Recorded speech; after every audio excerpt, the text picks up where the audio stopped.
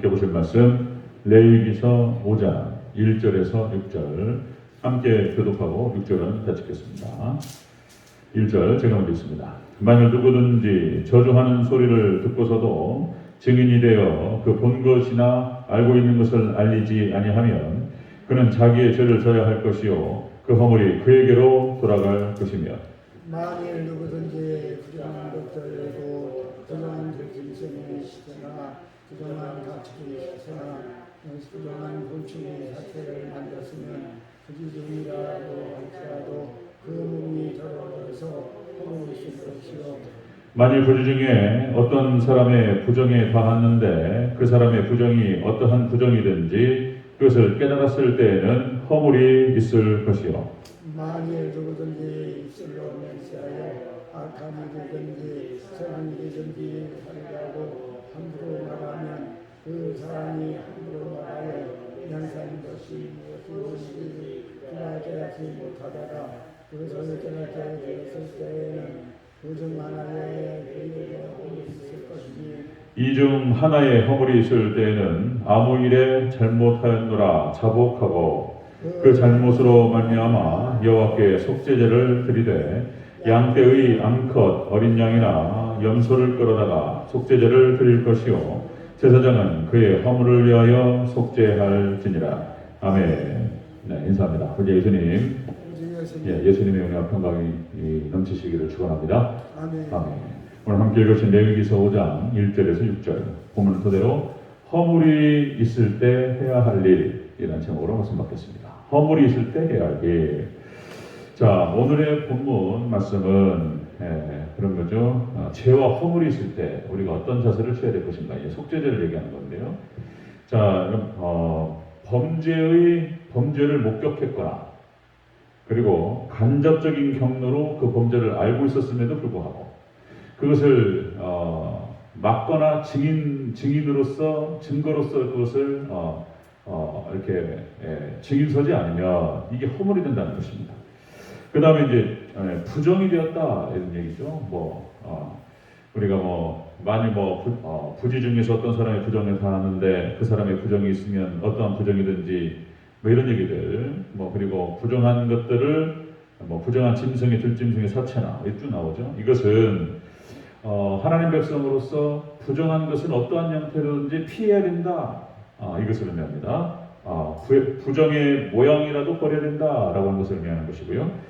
그 다음에 이제 경솔한 맹세를 했거나 이 모든 것들이 다 죄가 된다는 것입니다. 허물.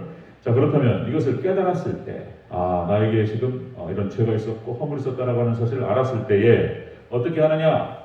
이제 하나님께 용서를 구하라. 이런 얘기가 되겠습니다. 회개하라 이런 얘기인데요. 자, 구체적으로 한번 살펴보겠습니다. 허물이 있을 때 해야 할 일. 첫 번째로 자복하라. 이렇게 말씀하셨어요. 자복하라. 5절 같이 읽겠습니다.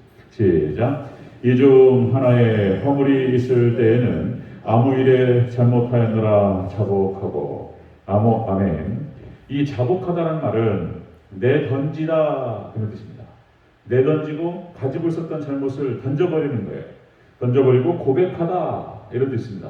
자복하고 회개한다는 뜻이 고백한다는 거예요. 그리고 내던진다는 거예요. 그러니까 이제 잘못된 어떤 우리의 습관이나 어떤 죄성이나 이런 것들이 있으면 버리라는 거예요. 그러니까 못된 짓이 있죠. 못된 짓. 나쁜 짓이 얼마나 많습니까? 특이하게 하나님께 원하시지 않는 것들 마약, 도박, 건달, 깡패짓 이런 것도 술, 담배 우리가 덕이 안 되는 것들은 버려야 되겠죠. 그리고 이제 죄가 되는 것들 이건 아니다 싶은 것들이 우리 안에 있는 거예요. 그걸 버려야 된다는 것입니다. 자, 사람이 참 죄인이에요. 그래서 가르쳐 주지도 않았는데 이런 것들은 잘 배워요. 여러분들 짐승 세계에서 텃세 부리는 거 있잖아요. 말이나 소나 개나 이제 자기 영역이 있습니다. 이게 이제 본능이에요. 이제 짐승이. 그래가지고 다른 개체가 오잖아요. 이제 말이 정말 그렇습니다. 텃세 부려요. 다른 놈이 오면 바로 차버려요. 자기 영역이 못 들어오게 합니다. 그 다음에 개도 마찬가지예요. 자기縄張리가 있어요. 개가. 그래가지고 자기 영역에 딴 놈이 들어오면은 달라들어요. 이런 거 이제 본능적으로. 그래 텃세를 갖다가 국어사전에서 찾아보니까 이런 말이에요. 국어사전. 개체들의 생존과 생식의 가능성을 증가시키기 위해서 형성된 방비된 지역 이렇게 표현해요. 이게 텃세. 어린아이들 있잖아요. 저희 집사람한테도 이렇게 들어오면은 벌써 4살, 5살 이렇게 되잖아요. 그러면은 텃세 부린대요. 애들 왕따 시킵니다. 그건 가르쳐주지도 않았어요. 뭐 그런 거 가르쳤겠습니까? 근데 벌써 4살, 3살, 4살 되면은 자기 영역에 딱 들어오면은 이상한 놈이다. 그럼 좀 특이하다. 그러면은 왕따 시켜요. 그럼 가르쳐야 돼요. 어떻게 이렇게 가르쳐주지도 않았는데 그런 것들을 잘 배워서 하는지 사람은 죄인이라는 것이죠. 자, 여러분들 육체는 영을 거스르고 영은 육체를 거스른다 그러죠?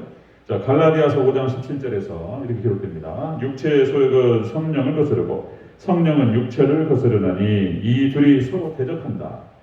서로 대적해 육과 영이 성령께서 육을 거스르고 그리고 육이 성령을 거스른다. 그래서 우리가 늘 항상 은혜에 노출되고 예배에 노출되고 그리고 기도 시간 그러니까 예배 시간이 늘어나고 기도 시간이 늘어나고 하나님께 가까이 나오는 것들이 늘어나면 자연스럽게 영적인 것들이 충만되어지고 채워진단 말이죠. 육적인 것들이 현격하게 죽어요. 원리가 그렇습니다. 원리가. 그래서 우리 육적인 잘못들 있으면은 영적으로 계속해서 어떤 은혜가 흘러나가고 말씀이 흐르고 이렇게 예배를 통해서 그렇게 이렇게 자꾸 하나님 앞에 나아가게 되면 육신적인 것인지 멀어지는 거예요. 육신적인 것이 죄가 멀어집니다. 하기가 싫어져요. 이제 예전에 한번 기억이 나는데 그 무릎팍도사에서 그 이승철이 이제 마약으로 해가지고 한번 걸려서 들어갔단 말이죠. 그래서 이제 이승철 씨가 이제 거기 출연해가지고 나오는데 이런 표현을 쓰더라고요. 그게 그렇게 좋더냐고. 마약이 좋습니까? 이제 강호동이 물어보니까 이렇게 표현했어요. 모든 것을 잃어버려도 될 정도로 좋은 건 아니다. 이렇게 말해요. 표현했던 기억이 나요. 그러니까 그것을 통해서 명예를 잃어버리죠. 그리고 사회에서 낙인 찍히죠. 그래서 뭐 완전히 그냥 뭐 돈이고 그냥 뭐 다 잃어버리는 거예요. 가족도 잃어버리고. 그러니까 그걸 다 잃어버려도 될 정도로 그게 좋냐? 그렇지 않다는 거예요. 그래서 그걸 떠났다라고 표현을 했던 기억이 나는데, 자, 여러분들 자꾸 하나님 은혜 가운데로 들어올 때 죄가 멀어지는 줄로 믿습니다. 은혜로 여러분들 충만되시기를 주의 이름으로 축원합니다. 그렇게 해야 돼요. 허물이 있을 때 우리가 해야 할 일이 무엇이냐? 먼저 잡아가는 거예요. 잡아간다. 내던져버리는 거예요. 내던지면서 회개하라. 그 말씀입니다. 오늘 본문이. 자, 두 번째 보겠습니다. 허물이 있을 때 해야 할 일 두 번째로 속죄제를 드리라. 이렇게 말씀하셨어요. 6절 초반부를 같이 읽겠습니다. 6절 초반부 시작. 그 잘못으로 말미암아 여호와께 속죄제를 드리되 아멘. 그 잘못과 허물로 인해서 속죄제를 드리라. 이것은 무엇을 의미하냐면은 배상하면서 회개하라 그런 뜻입니다. 그러니까 여러분들 속죄제를 드릴 때 어떻게 합니까? 그냥 빈손으로 나오는 것이 아니라 자 암염소, 숫송아지, 뭐 순양, 그 다음에 가난한 자들은 비둘기라도 바꿔가지고 이걸 잡아야 되는 거예요. 그러니까 비용이 들어간다는 말이죠. 그러니까 죄에 대해서는 그냥 거저 가는 것이 아니고 어떤 비용이 대가가 지불되어야 되는 거예요. 그런데 중요한 것은 뭐냐면은 그 대가를 예수님께서 지불하신 줄로 믿습니다. 그러니까 우리가 건덩건덩 해가지고 그냥 이렇게 예수님의 피로 습관적으로 이제 그렇게 됐어요. 의식이 없어서 이것들을 알아야 돼요. 그러니까 예수님께서 그 우리의 죄값을 대신 지불하셨기 때문에 우리가 하나님 앞에 나가는 것인데 그냥 아무 생각 없이 나가는 것이 아니라 내가 지불했어야 될 그 대가를 예수님께서 하나님께 지불하셨다. 이것을 알고 하나님께 감사하면서 대가를 지불한다는 마음으로 하나님께 나가야 될 줄로 믿습니다. 의식이 중요한 거예요. 그 의식이. 이걸 알아야 되는 거예요. 이렇게. 그냥 공짜가 아니고 어떤 죄와 허물에는 반드시 대가가 들어갔어야 되는 거예요. 그걸 의식하는 게 중요합니다. 하나님께 감사하고 예수님께 감사하면서 이렇게 자기 자복하고 내던지면서 허물을 내던지면서 고백하면서 회개할 것이며 두 번째로 배상하면서 회개하라 하는 말씀이십니다. 배상하면서 회개하라. 예수님께서 배상하셨기 때문에 우리 예수님께 감사하면서 멀어지기 위해서 노력하면서 그렇게 하나님께 회개해야 될 줄로 믿습니다. 이렇게 말씀하셨어요. 세 번째 보겠습니다. 허물이 있을 때 해야 될 세 번째, 제사장이 속죄하라 이렇게 얘기했어요. 6절 전체적으로 다시 한번 읽겠습니다. 시작.